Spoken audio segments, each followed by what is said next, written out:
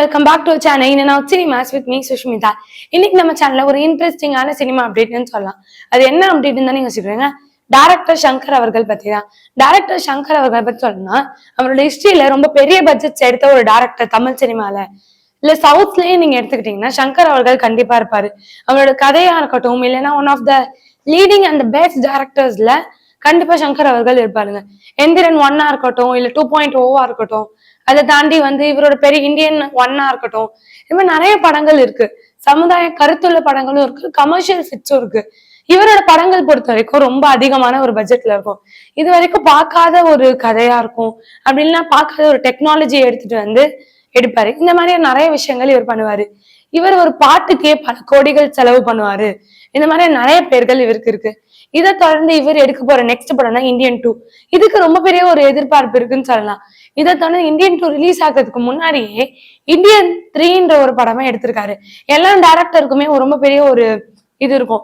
ஒரு first part எடுப்பாங்க, இது ஓடுமா, இது ஓடிச்சுன்னா நம்ம பார்ட் எடுக்கலாம் அப்படின்ற மாதிரி நிறைய ஒப்பீனியன்ஸ் இருக்கும்.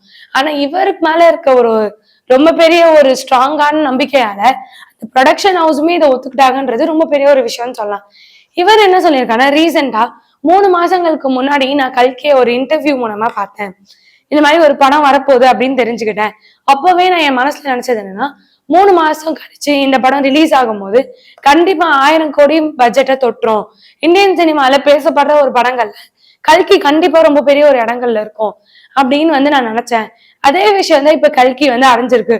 ரிலீஸ்க்கு அப்புறம் இப்ப அவங்க மைல் ஸ்டோன் ஆல்மோஸ்ட் ரீச் ஆயிட்டாங்க.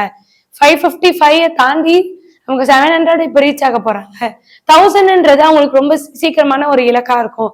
இதை தொடர்ந்து கங்குவாவா இருக்கட்டும், கூலியா இருக்கட்டும், இல்ல புஷ்பா 2வா இருக்கட்டும், இந்த படங்கள் எல்லாமே நெக்ஸ்ட் 6 மந்த்ஸோட ரொம்ப பெரிய ஒரு பிளாக் பஸ்டரா இருக்கும் நான் ரொம்ப நம்புறேன்.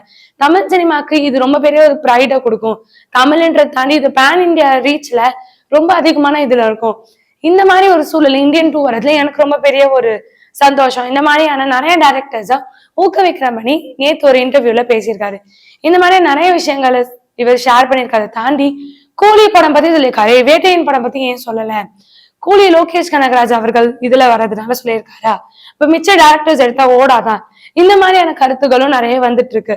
எப்பயுமே ஒரு டைரக்டர் ஒரு கருத்து சொன்னார்னா அதை கான்ட்ரவர்சி ஆக்குற மாதிரியான கருத்துக்களும் வரும். இந்த மாதிரியான கான்ட்ரவர்சிஸும் வந்துட்டு இருக்கு. இந்த மாதிரி நிறைய அப்டேட்ஸ் அப்கமிங் மூவிஸ் 2024ல வரதை பத்தி வந்துட்டு இருக்கு. இதை பத்தி நீங்க என்ன நினைக்கிறீங்கன்னு மறக்காம கீழே கமெண்ட் பண்ணுங்க. இந்த மாதிரி இன்ட்ரெஸ்டிங்கான சினிமா அப்டேட்ஸ்க்கு மறக்காம சினிமாஸை லைக் பண்ணுங்க, ஷேர் பண்ணுங்க, கமெண்ட் பண்ணுங்க, மறக்காம சப்ஸ்கிரைப் பண்ணிடுங்க.